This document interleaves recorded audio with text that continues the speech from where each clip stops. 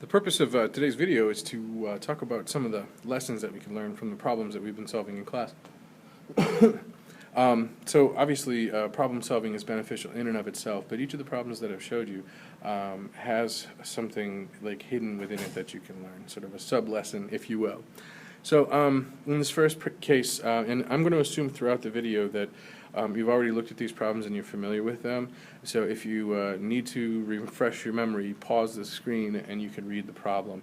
But for now, we're going to assume that you know what's happening here. We've got Mimi, and she was doing some work in her algebra, and we're supposed to figure out her age based on what she said.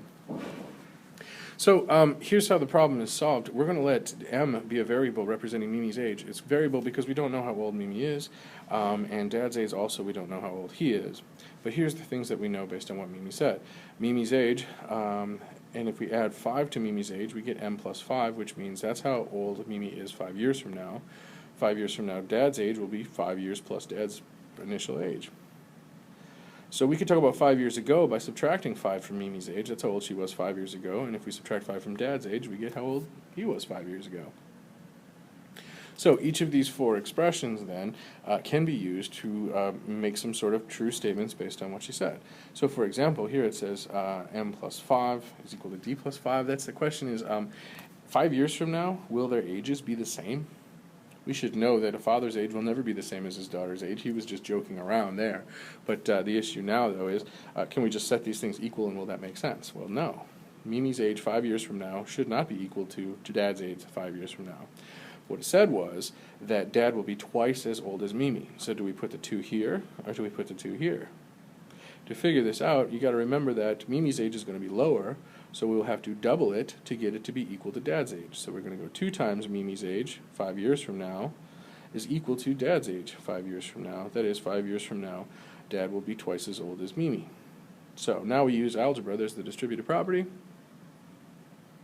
and isolating all the variables. And when I solve for D, I get an expression that has m in it. So I don't know how old Dad is and Mimi is yet. However, I do know some more information. 5 years ago, their ages were the same. And here, if we triple Mimi's age 5 years ago, it will be as old as her dad was 5 years ago.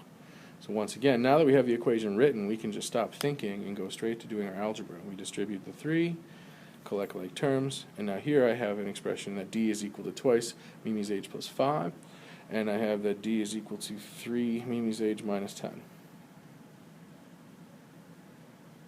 If we set them equal, and the reason we're setting them equal is because they're both equal to D, so 2m plus 5 is D, and 3m minus 10 is D, so they both have to be the same as each other. And some basic algebra solves to find that m is equal to 15 years, and therefore Dad's age will be 35 years. You can figure that out by taking m, right here, 2 times 15 is 30, plus 5 is 35, or we can go 3 times m is 45, less 10 is equal to 35. So no matter how you slice it, Mimi right now is 15 years old, and Dad is 35.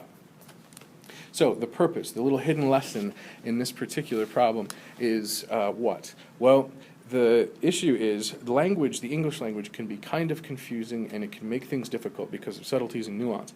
But if we can learn how to translate from English into the math language, we can write sentences in math that are easy to work with, easier than the English language itself. So one of the things we need to learn about language is, or about mathematics, is the language of mathematics.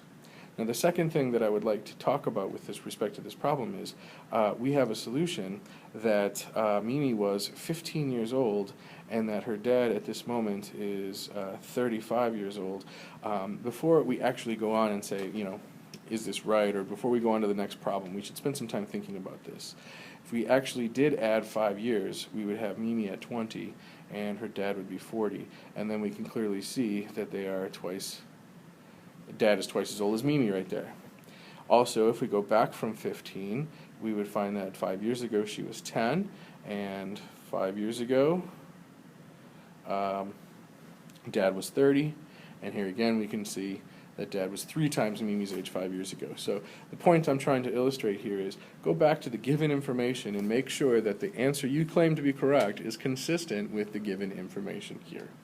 So I'll talk about one more problem and then we'll do a part 2 for this video. This is the one about the lockers. For the locker problem, it's actually really difficult to try to get your head around what's going on.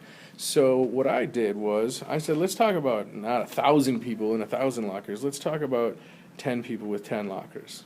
And let's set up a code. If the plus sign means the locker's open and the minus sign means the locker's closed, we can actually go through 10 complete stages and find out what happens after each of those stages. So student 1 went through and opened all the lockers, so I have 10 plus signs there. And then student 2 went through and closed all of the even numbered lockers. Student 3 did 1, 2, left them alone, and then it opened or closed the third locker, leave it alone, close the next locker, or open the next locker, sorry, leave it alone, open, leave it alone, or close and leave it alone. So anyway, you can figure this out on your own. You don't need me to show you, but I can show you at the end of the day which lockers out of the first 10 remained open and which ones remained closed.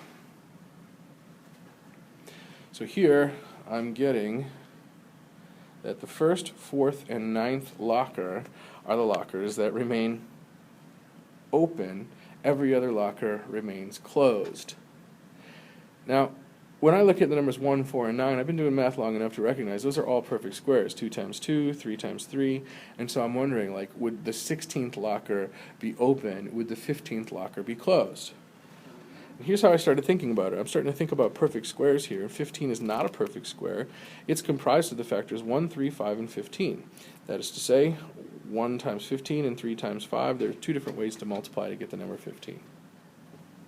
That means that student 1 will be the one that opens 15th locker. Student 3 will come around and close it. Student 5 is going to come around and open it again, and student 15 will then come around and close it. As opposed to the 16th locker, the only ways to get 16 are to multiply 1 times 16, 2 times 8, or 4 times itself. So 16 is a perfect square, so student 1 opens the locker, student 2 closes, student 4 opens, student 8 closes, and student 16 opens again. So if you have a perfect square, you are going to have an odd number of factors and the locker, or openers and closers, and then the locker remains open.